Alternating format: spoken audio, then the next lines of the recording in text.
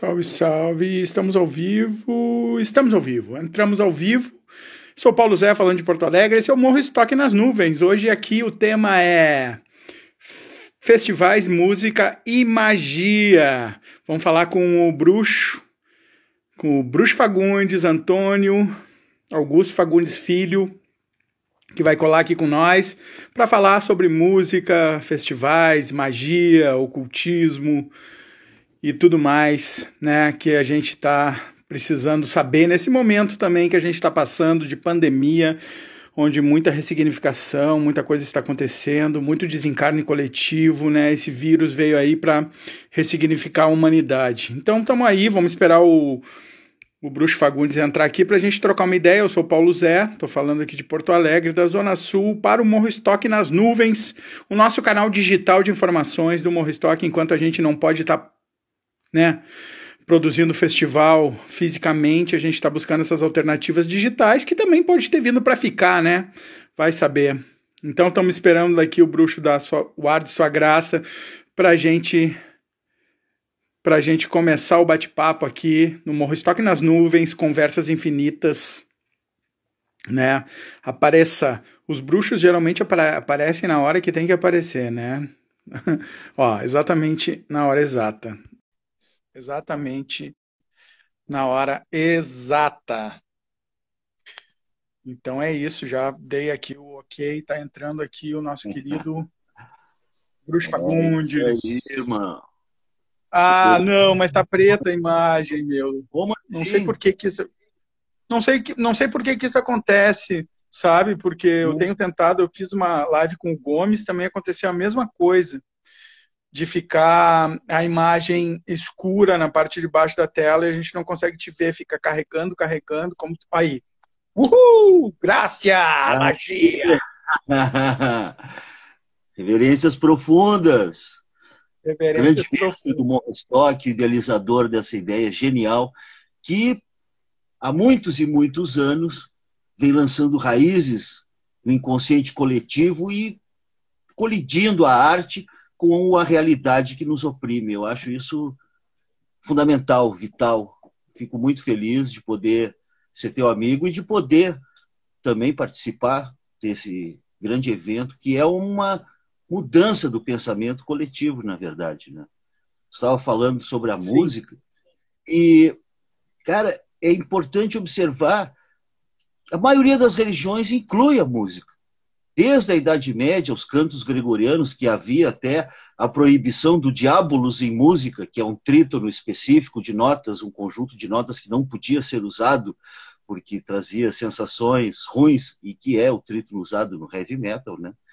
E a música sacra das catedrais para causar aquele impacto, e os tambores nas religiões de matriz africana, e as cantorias gospel, e a música sempre faz parte da elevação espiritual do ser humano. A música é comprovadamente um fenômeno que afeta todo o ser, a nossa alma, a nossa maneira de perceber a realidade e, de certa forma, altera a nossa consciência.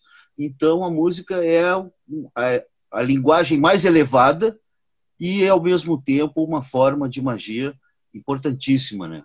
Todo mago tem que tocar alguma coisa. Mesmo eu que não toco nada, eu toco o tambor e toco uma gaitinha de boca. Eu até toco E o tambor... acordes. Total. E já entrando nesse tema aí, né? Dentre os instrumentos, né, mais antigos, né, tá-se o tambor, obviamente, e a flauta, né?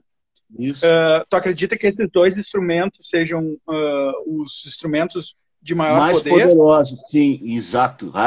Eu gosto de gente que já sabe das coisas, porque a tua pergunta já traz a resposta e é exatamente isso.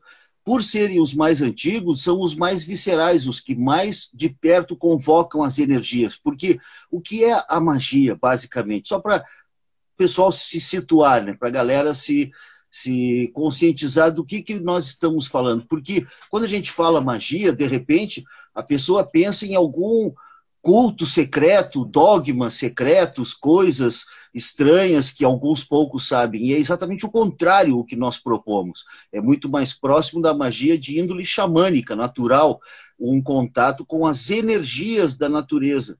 Os animais, as plantas e nós mesmos somos seres energéticos. E essa troca de energias não era percebida pelo homem antigo. Mas essa revolução que estamos vivendo está trazendo à tona essa nova percepção. E essas energias sutis, emocionais, mentais e amorosas estão sendo mais percebidas, essa troca. Antigamente, o cara que fosse visto abraçando uma árvore era alvo de espanto. Hoje em dia, se tu estiver abraçando uma árvore, é provável que passe um outro por ti e te dê um sorriso de cumplicidade, que ele também é um amante da natureza.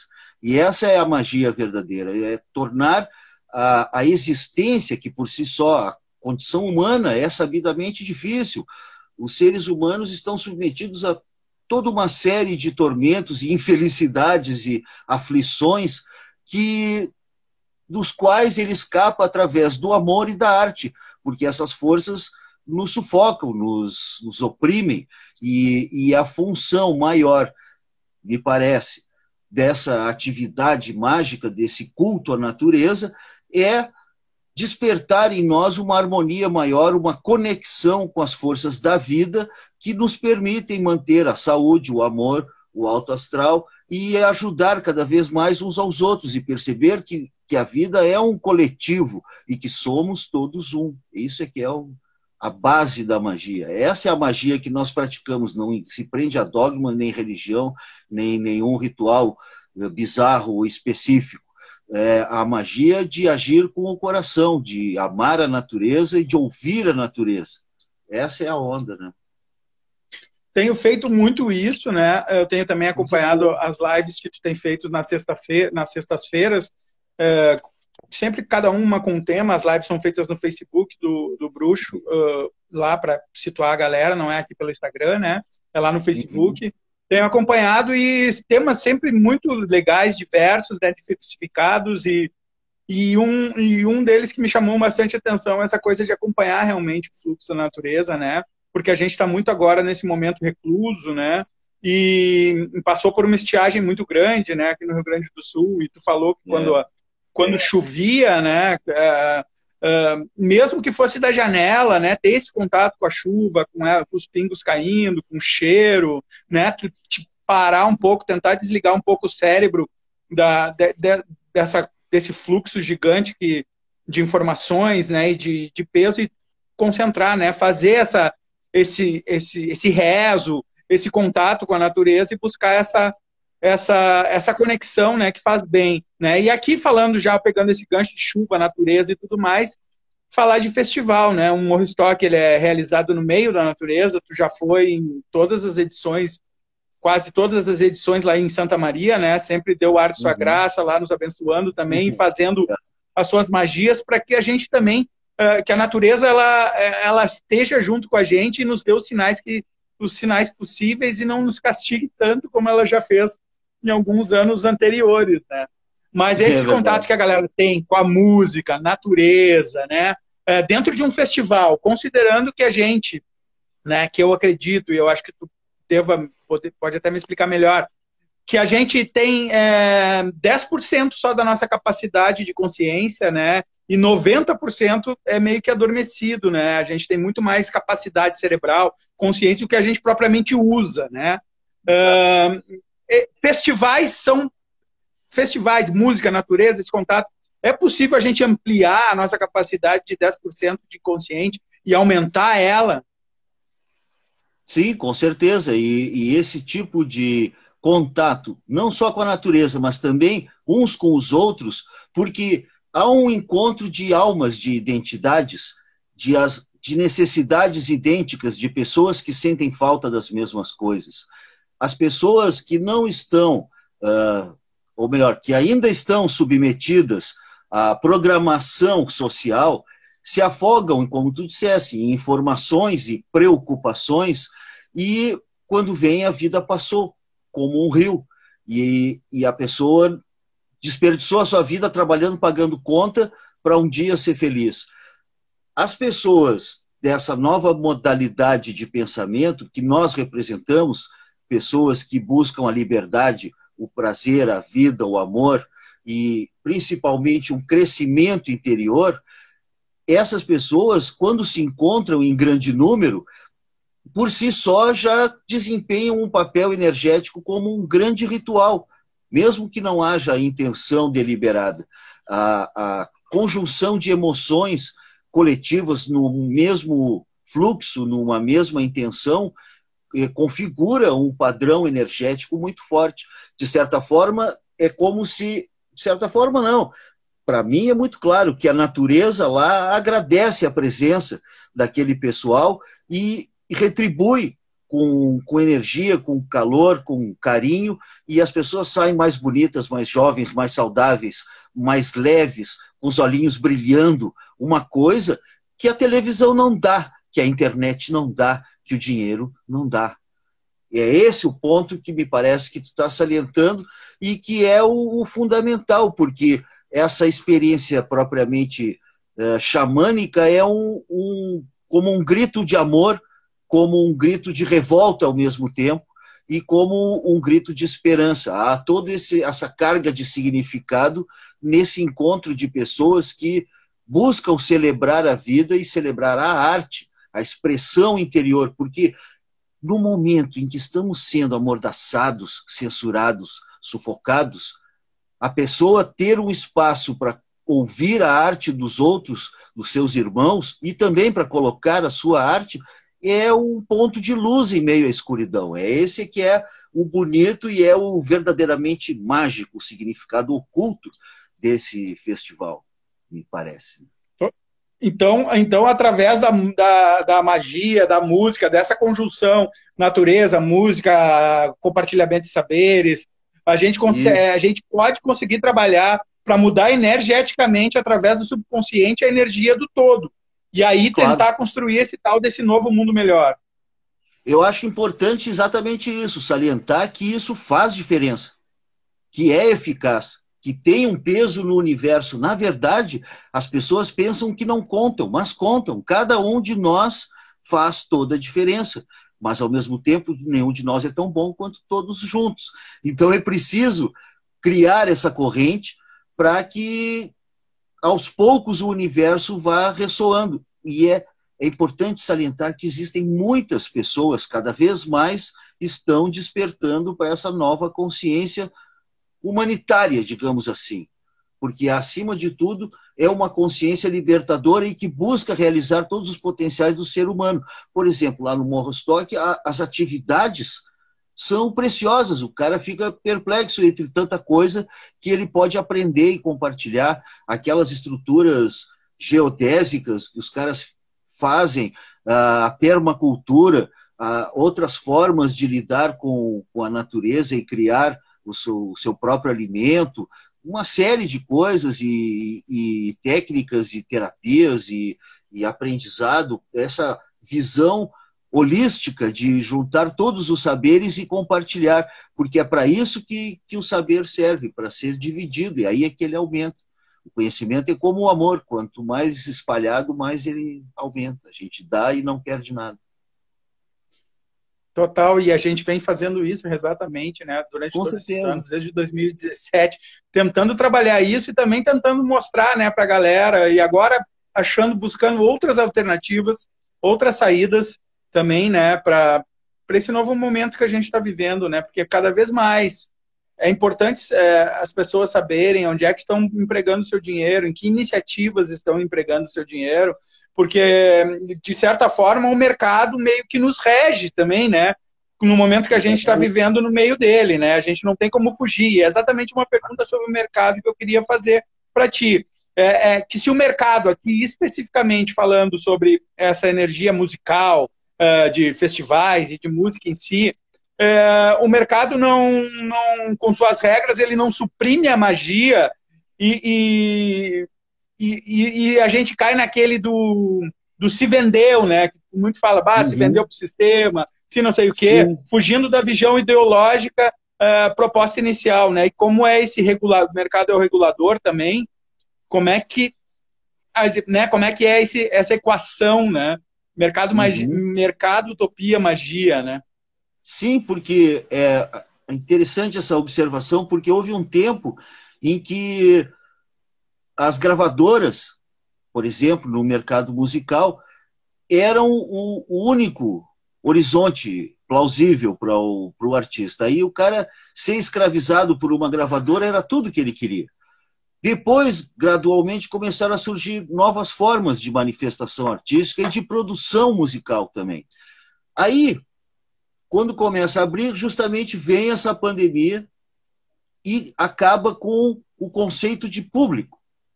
E isso vamos dizer, é como uma terra arrasada, que realmente sacudiu o mercado de uma forma imprevista. Mas, ao mesmo tempo, não estou nem falando que agora os caras estão falando que tem umas vacinas aí que foram aprovadas, a vacina de Oxford, não sei o quê, do Reino Unido, da União Europeia, que tem outras vacinas, enfim.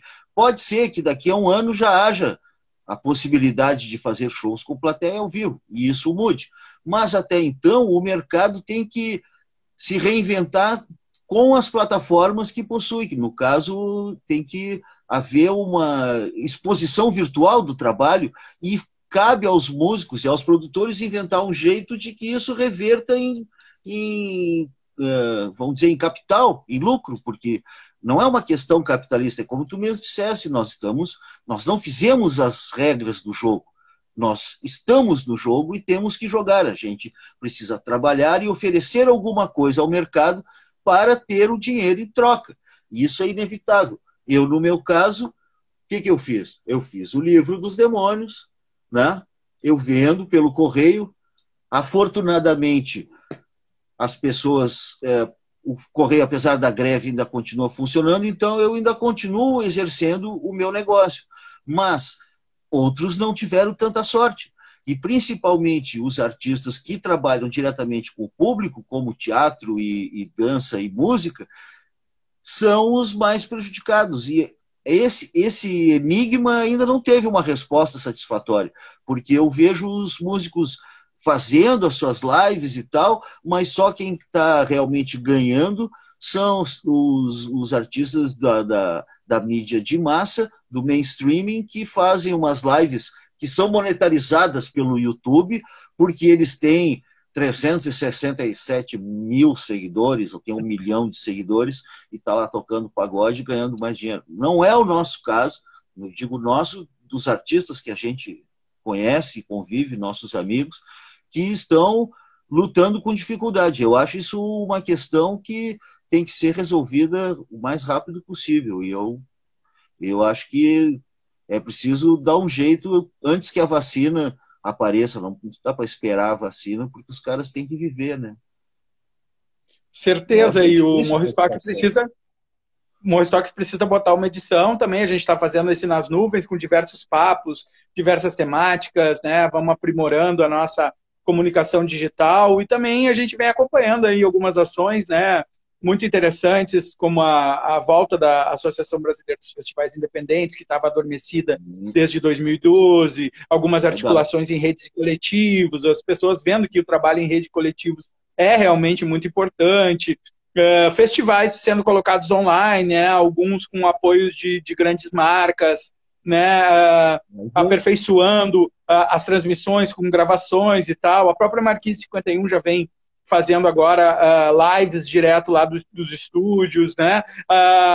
Também leva um tempinho para a ficha cair e a gente perceber tudo isso, né? E da importância do público, né, nessas ações, né? A gente sabe que a música está muito calcada também nas ações solidárias, né? Muita gente fazendo ações de solidariedade para a Graxa, para muitos músicos também que dependiam de shows em bares e tal, e isso não vai voltar tão cedo, né, apesar da esperança dessas vacinas, mas a gente vai se reinventando aqui. Eu queria pegar esse gancho que tu mostrou, o livro dos demônios, né, que eu já li, é muito bom, eu recomendo, né, para mim é um livro de consulta também, né, é um livro que ele mostra muito, né, desse outro lado, que é o inferno, né, muita gente lê os livros santos, né, de todas as religiões, mas pouco conhece sobre o inferno. E esse livro, o teu livro, ele mostra exatamente como é o inferno, né, na tua visita em loco ao inferno durante o período que tu visitou o inferno periodicamente, até tu escrever esse livro. Foi em 99, ou seja, essas visitas, né? E o livro, tu tinha um livro anterior. Não, foi em 95 e saiu o livro em 97. E aí agora, em 2019, eu lancei a versão hardcore, a versão integral. A versão completa, né, com tudo. E aqui, como a gente está falando de música, e a gente está falando de sons, né? E a música iniciou na tempos neandertais. As pessoas provavelmente devem ter começado tocando, falando, né? Esboçando palavras, sílabas e batucando no próprio corpo. A gente foi evoluindo para flautas feitas de ossos e até eu queria mostrar aqui. Deixa eu ver se eu consigo mostrar um som de uma flauta aqui. Que eu achei muito interessante, porque daí a gente pega um link já do Livro dos Demônios, que é uma flauta que foi achada há 43 mil anos atrás, nem é uma das mais pré-históricas, né? Mas, enfim, numa caverna feita com o fêmur de um urso, e daí fizeram uma réplica de argila dessa flauta e gravaram uma música dentro da própria caverna. Daí eu vou ver se dá para a galera ouvir aqui na caixinha. Isso é precioso. Me chamou a atenção também a música que toca, saca só.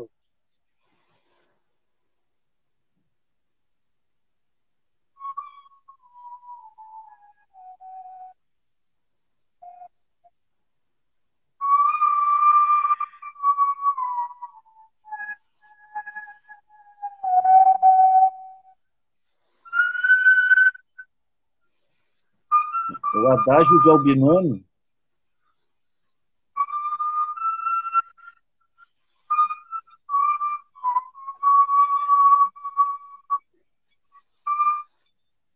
Então, o Adágio de Albinoni. É um som sobrenatural. Exatamente. Sobrenatural. E é um dos sons que tem num dos teus... Tu tem o Livro dos Demônios, cada capítulo de cada demônio ele tem uma referência sonoras do livro. E tu também fez uns 2 playlists no Spotify, que é Satã e Lúcifer. E num dos playlists tem essa música. Né?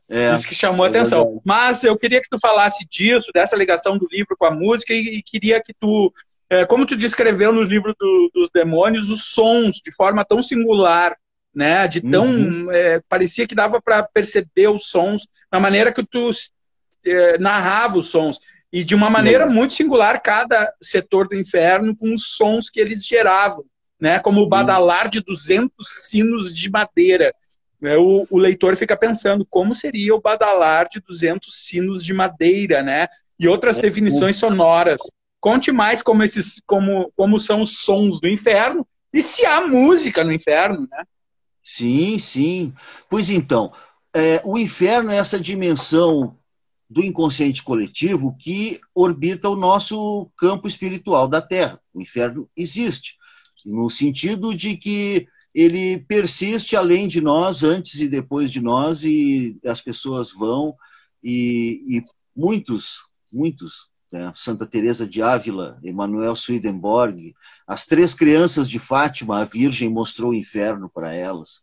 Mas o inferno que eu vi é muito parecido, em muitos aspectos, com o mundo real. Existem cidades grandes, cidadezinhas, desertos, aldeias, cavernas, pântanos, mas em cada um existe realmente as características sonoras são diferentes e existe música em vários setores, inclusive música boa, música interessante. Tem uma casa noturna onde eu fui lá que eu vi grandes shows de jazz e de blues de grandes artistas, e esse foi um dos melhores momentos que eu tive nesse reino, porque é interessante que a música, apesar de ser a música é feroz nas regiões infernais, digamos assim, no umbral, nesse submundo, nas trevas, ela é feroz, mas às vezes ela é encantadora, pelo que tem de dolorido, de sincero, de hipnótico, de envolvente. A música é muito bem tocada e muito bem utilizada. Inclusive, tinha vários tipos de música. Tinha rock, tinha death metal, tinha black metal, tinha thrash metal, industrial, sabe? Tinha techno, tinha tudo. Todos vários tipos, eles ouvem música e produzem música como uma expressão natural. A primeira vez que eu encontrei Sua Majestade aposentada, o Lúcifer, na primeira visão que eu fui para entrevistar, ele estava ouvindo música e tinha uma bandinha tocando para ele, como um quarteto de jazz, só que tocavam uns instrumentos que eram meio vivos, que eram feitos, tinham patinhas, tinham olhos, tinham ossos, tinham metal junto, era um som estranho. E eu me lembro que eu tento expressar isso dizendo que tinha algo como melodias de violinos de arame farpado e pianos desesperados, e o grito e o lamento. A música era linda e, ao mesmo tempo, amedrontadora. O fato é, a música é tão importante que, mesmo nos reinos de sofrimento, as almas em tormento ainda se expressam através dela. E, às vezes, de forma muito bonita e muito elegante, como nessa casa noturna que eu fui, que pertence ao Robert Johnson. Exatamente. Robert Johnson, que eu acho que foi o que puxou o mito, ou não sei, né, dos 27, né? Que morreu com 27 anos em 1938, se não me engano. E depois veio aquela sequência, né, de outros também, do Clube dos 27, né? Kurt, Hendrix, Janis, Brian Jones, enfim, a Alane, a Amy, né? O que daria para se dizer dessa relação, né, do Clube dos 27? Isso é mito, isso é... O que tu teria para dizer sobre isso, né? Isso também é um mistério, né? Isso é uma coisa, uma magia, alguma coisa.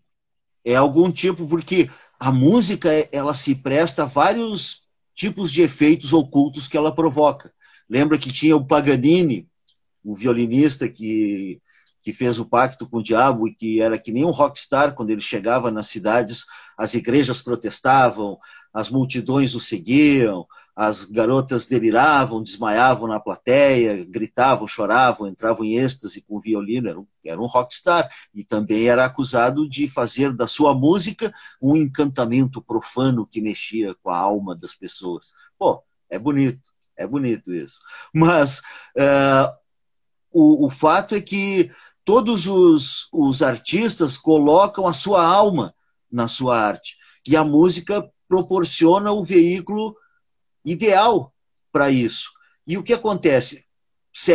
Por exemplo, certas canções são sinistras, são malditas, certos discos foram gravados em situações extremas, e o Clube dos 27, eu sempre pensei sobre isso, como estudante do mistério que eu sou, eu sempre me debrucei sobre essa questão do porquê aos 27 anos.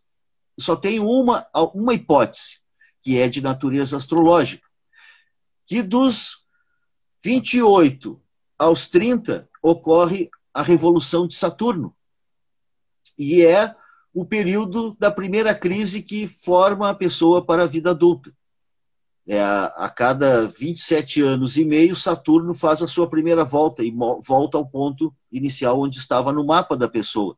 E dos 27 aos 30, costuma ser para todo mundo o pior período da sua vida. É um período de transformação e de deixar para trás o idealismo, as ilusões da juventude e encarar de frente o peso da própria liberdade. Estou teorizando, entendeu?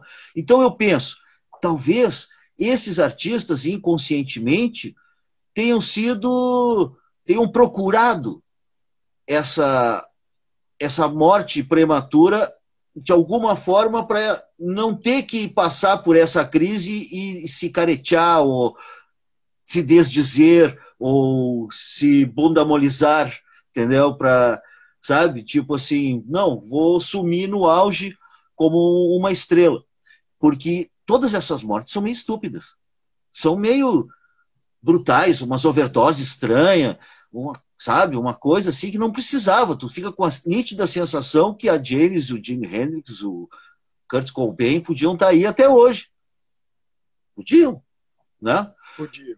Mas o fato é que, de alguma forma, me parece que esses artistas tinham um caráter tão visceral, tão juvenil, tão espontâneo e idealista, que eles não queriam viver para ver a velhice, para ver o mundo do avesso. Entendeu? Eu penso que é a única teoria que eu consegui elaborar.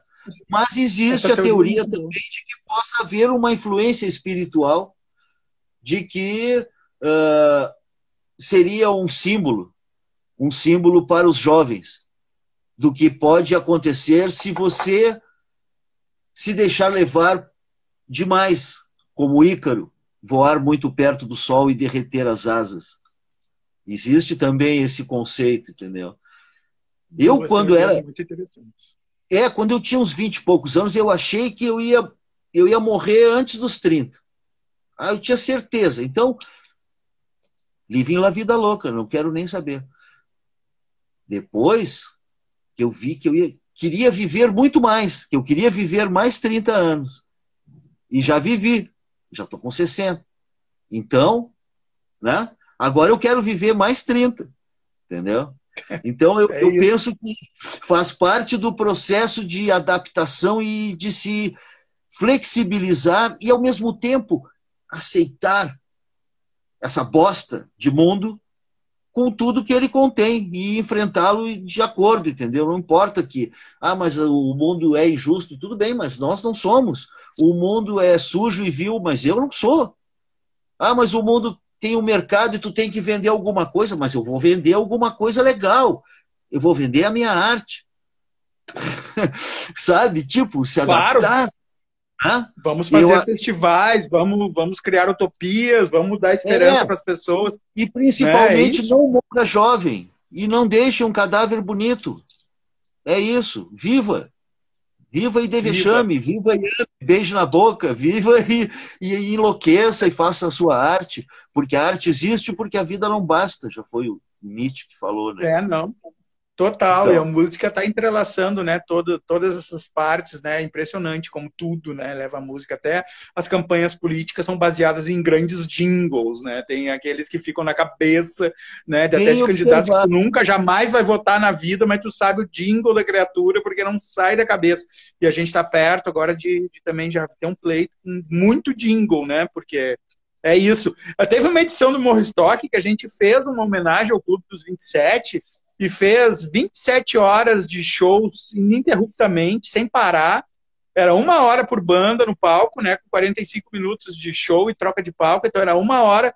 Então foi 27 horas de shows corridos. Então tinha shows 7 da manhã, 8 horas da manhã, 9 horas, porque era mais que um dia, né? Todos os horários possíveis, né, em homenagem ao Clube dos 27, lá na Picada Verão. Essa foi uma das curiosidades também do Morro Stock nos seus tempos. Foi. A Ana fez uma pergunta aqui, né, que nessas suas visitas ao inferno aí, se em algum momento tu sentiu que poderia ter perdido aquela tua proteção divina que tu tinha quando se deparava com esses momentos, vistos que talvez pudessem ser atraentes, né, esses momentos que tu disse que tu narrou aqui, né, os momentos pseudo-agradáveis, né, Sim. Esse perigo era constante. E eu achei que, ver como são essas coisas, os mistérios da vida, né? Eu achei que nada poderia me tocar. Mas eu não imaginei que um deles iria justamente colocar a mão e tocar na minha testa. Justamente o Lúcifer. E eu, né?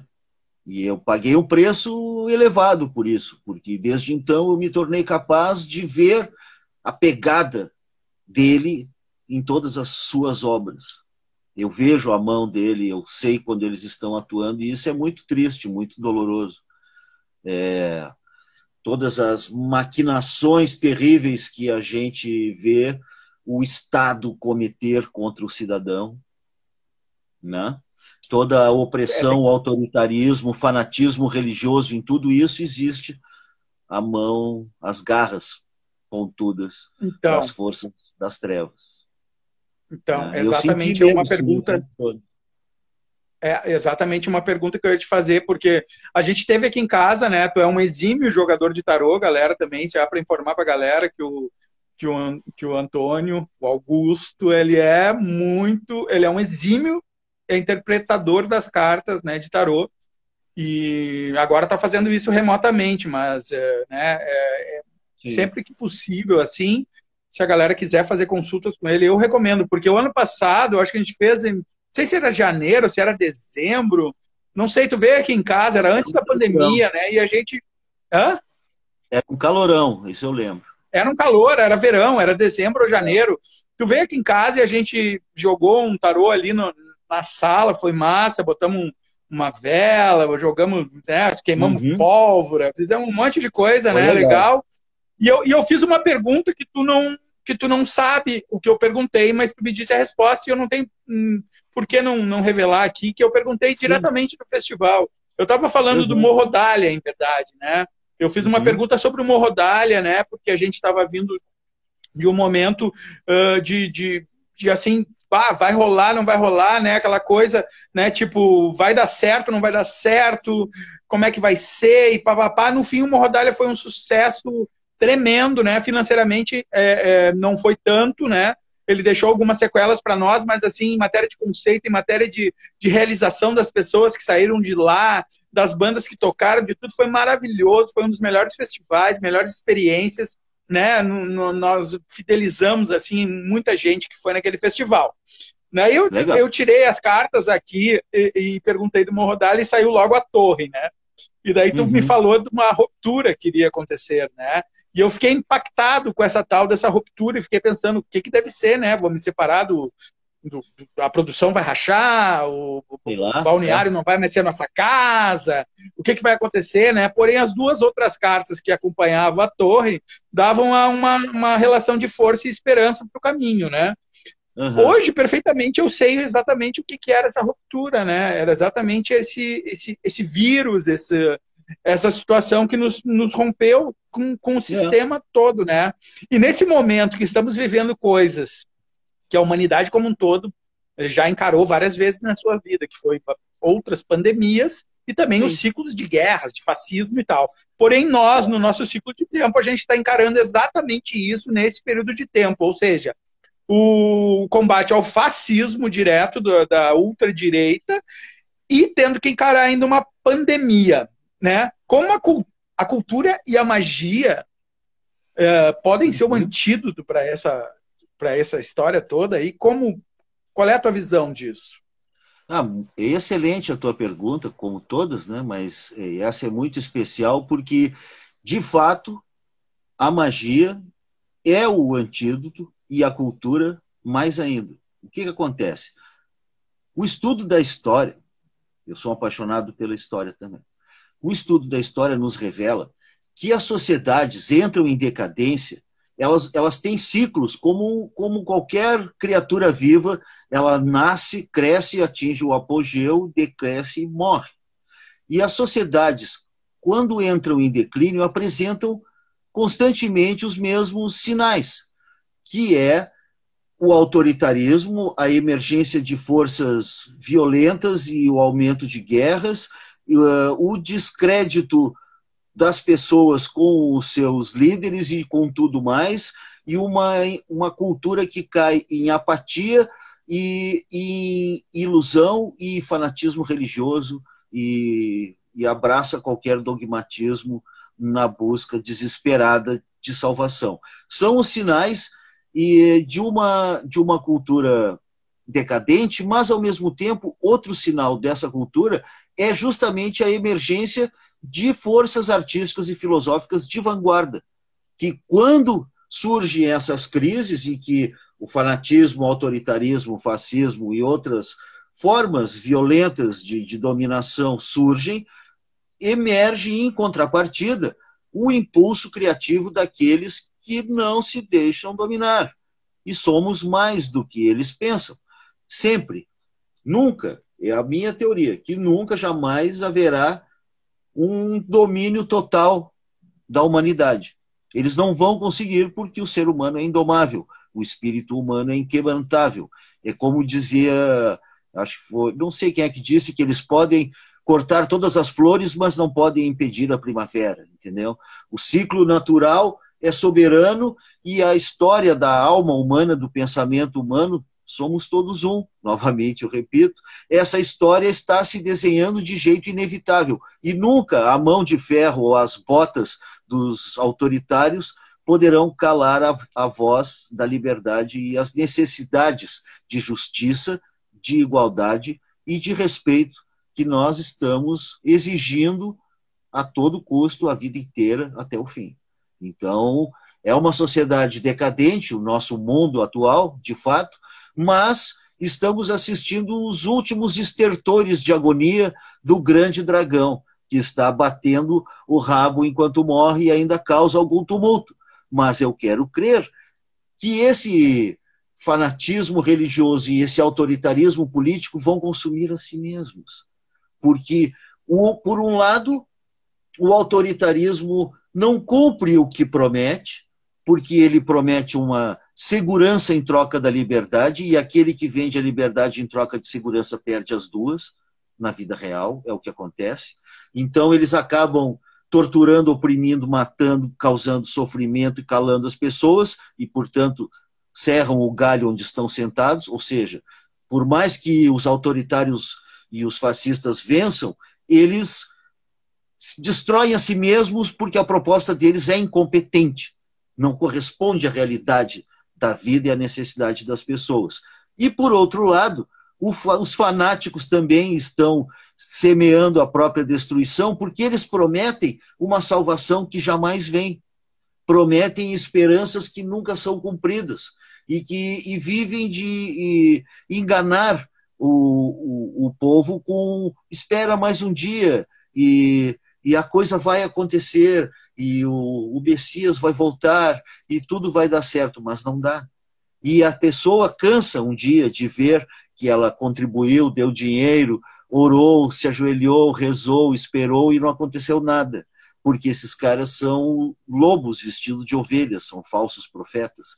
Jesus não tem nada a ver com isso.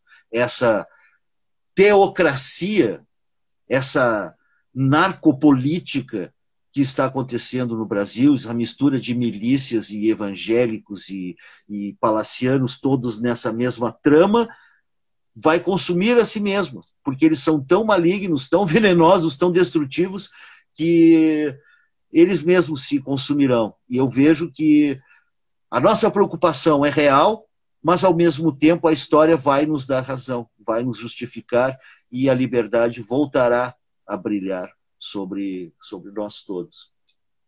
E então, eu não sou otimista. E a magia. Então, eu também sou, e eu acho que a gente tem as ferramentas para lutar contra tudo isso, e a luta já é em todos os campos desde já, né? É no campo político, é no campo cultural, a gente vai para 2022 com sangue nos olhos, e é isso que a gente vai para cima.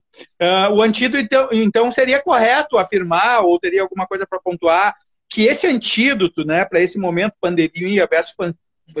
Claro que a ciência é muito importante para resolver a situação da pandemia, né? Mas o quanto ao fascismo, né, e essa ressignificação toda desse momento que a gente está vivendo, esse antídoto pode ser, de fato, a criação dos nossos próprios mitos e de novas esperanças.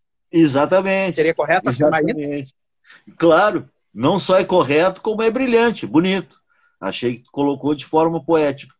Principalmente a construção dos nossos próprios mitos. Construir um mundo novo exige, primeiro, se libertar do antigo e parar de compactuar com o que eles nos ensinaram, duvidar de tudo e reconstruir tudo em outras bases. Então, o que está acontecendo, me parece, é uma organização de cunho horizontal, que está ocorrendo entre as pessoas. As pessoas estão aprendendo a se relacionar e a se autogerir e a se organizar nos seus projetos de forma coletiva. O coletivo é muito importante e esses grupos de todos os tipos que se juntam para defender um determinado ponto são vitais, são importantíssimos e fazem parte todos do mesmo grupo, que é esse grupo de pessoas verdadeiramente humanas, que não aceitam passivamente assistir à destruição da vida, à destruição da liberdade, à destruição do direito das pessoas, porque o problema todo, me parece, é a diversidade, que para nós, diversidade é um encanto, é uma virtude, é uma maravilha, é o nosso prazer, a diversidade, conhecer as outras pessoas e respeitá-las e trocar ideias nesse plano horizontal.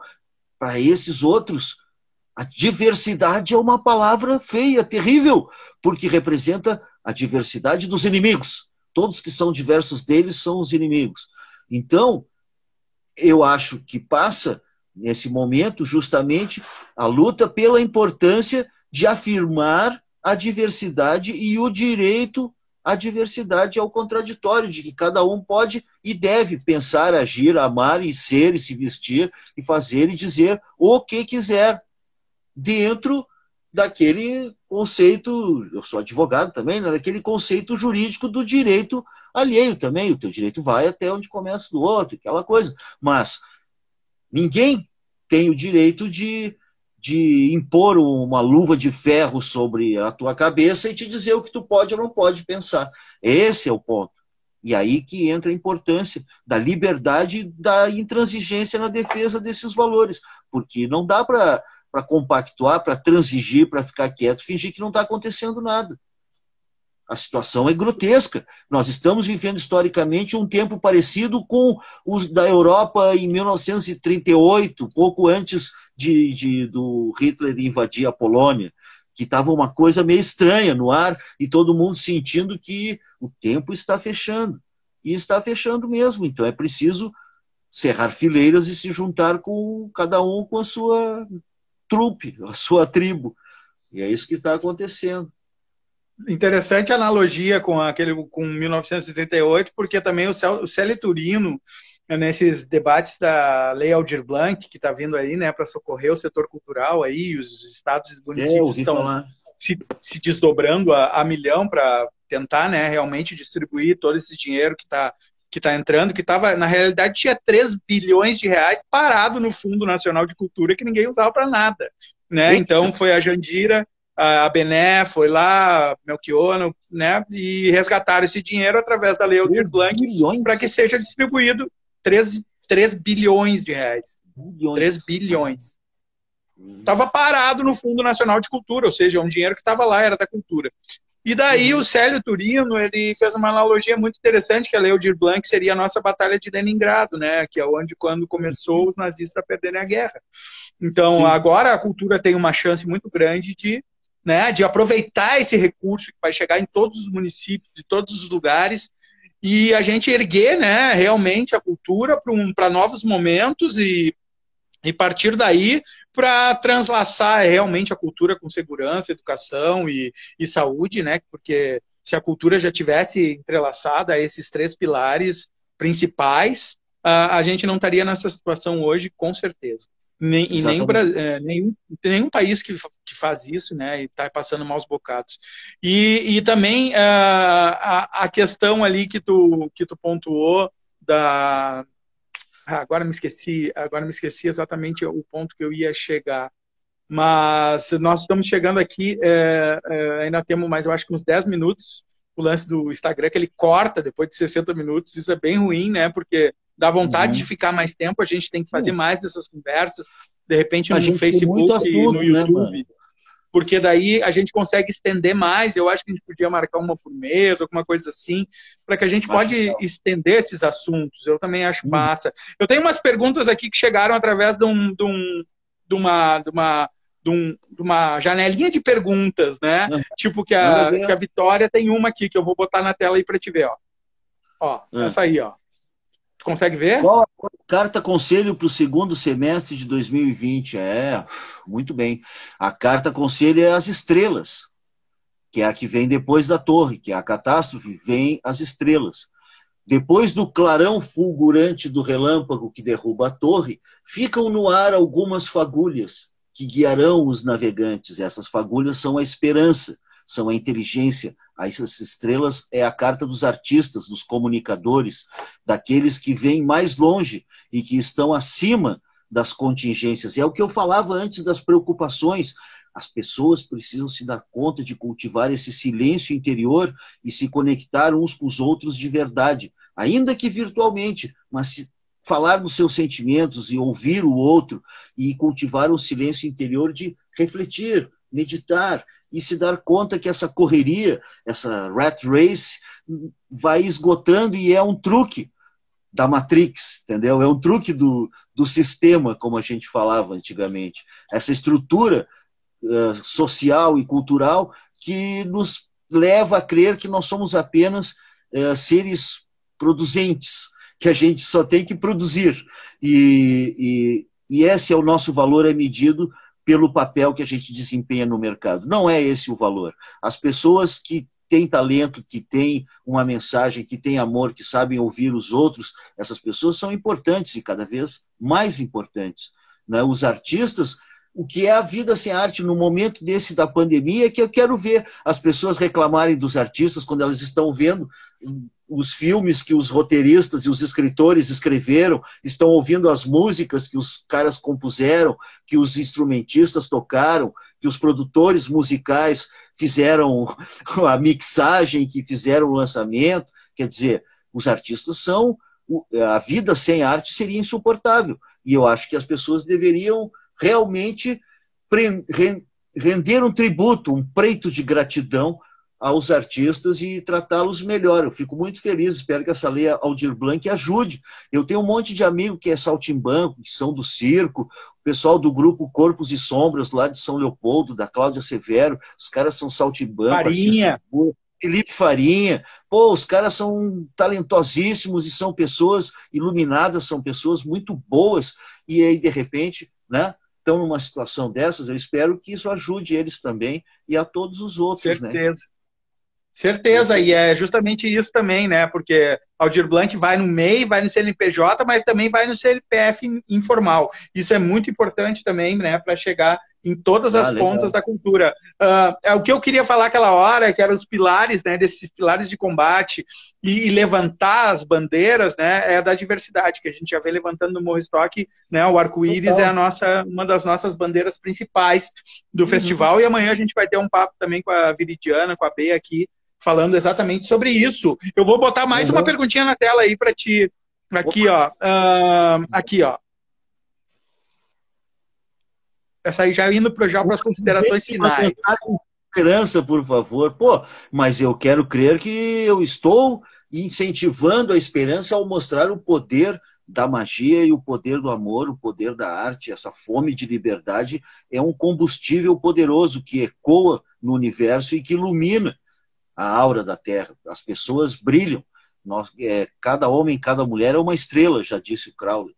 As pessoas não entenderam, mas é a verdade. Nós somos como deuses. A Mariana... essa aí é um agradecimento. Tá gostando do livro, legal. Não, então, a mensagem de esperança é essa, que as coisas vão piorar um pouco antes de melhorar, mas vão melhorar. E nós estaremos lá para ver e para construir esse mundo novo. Essa é que é a onda.